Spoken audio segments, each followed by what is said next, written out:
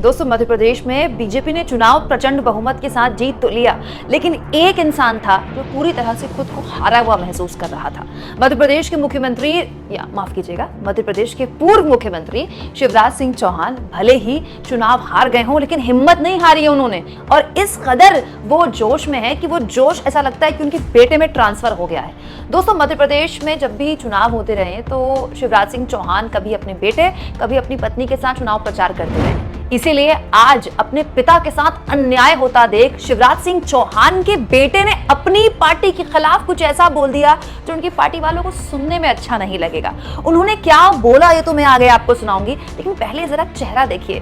कार्तिकेय चौहान जो बीजेपी के ही कार्यक्रम में मौजूद थे, बीजेपी के ही कार्यकर्ताओं के बीच मौजूद थे, लेकिन जिस तरह से वो अपनी बातें बोल रहे थे और जो बातें बोल रहे थे, उनके चेहरे पर खुशी तो कतई नहीं दिख रही थी। एक गुस्सा, इंतकाम की आग साफ तौर पर कार्तिकेय चौहान के चेहरे पर साफ दिखाई दे रही थी।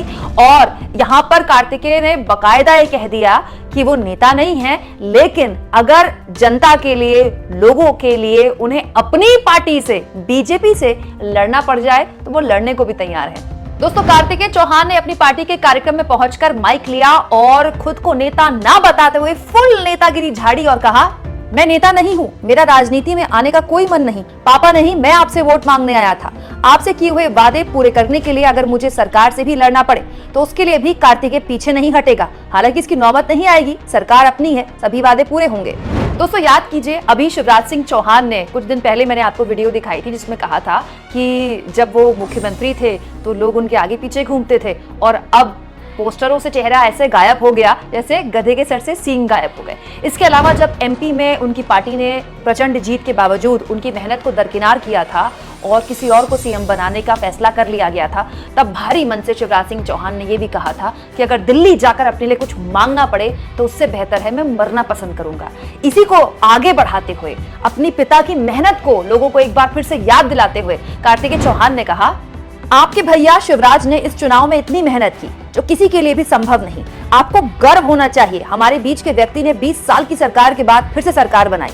राजस्थान, छत्तीसगढ़, तेलंगाना सहित कई सारे राज्यों में चुनाव हुए, सारे राज्यों में सरकार पलट गई, सरकार गिर गई, मगर मध्य प्रदेश केवल एक राज्य था जहां 20 साल की सत्ता के बाद सरकार लौटने के साथ ही प्रचंड बहुमत से आई।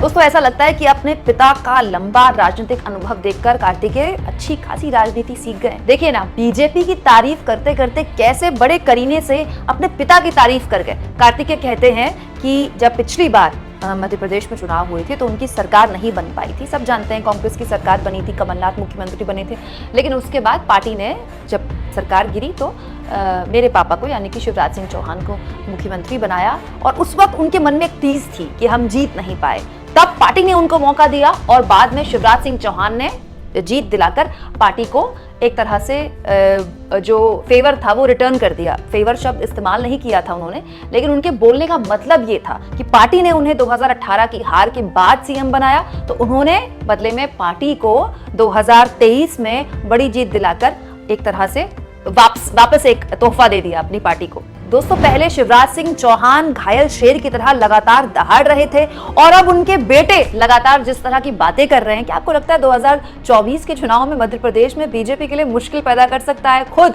शिवराज सिंह चौहान गुट? क्योंकि शिवराज सिंह चौहान ने साफ संकेत दे दिए हैं, लगातार जिस तरह से वो सोशल मीडिया में एक्टिव हैं, वो साफ संकेत दे चुके हैं कि वो घर बैठने वालों में से नहीं है। अगर बीजेपी का आलाकमान ये सोच रहा है कि वो मार्गदर्शक मंडल में चले जाएंगे या चुपचाप अपनी एक तरह से अपना साइडलाइन होना स्वीकार कर लेंगे, तो शिवराज सिंह चौहान उनमें से है नहीं और उनके बेटे ने भी यही संकेत दे दिए। आप इस मुद्दे पर क्या सोचते हैं दोस्तों? कमेंट बॉक्स में जरूर लिखें और जितना हो सके चैनल को शेयर करें, सब्सक्राइब करें और थैंक्स और ज्वाइन, ये 2 ऑप्शन है दोस्तों जिसके जरिए अगर आप चाहें तो आर्थिक तौर पर भी चैनल की मदद कर सकते हैं।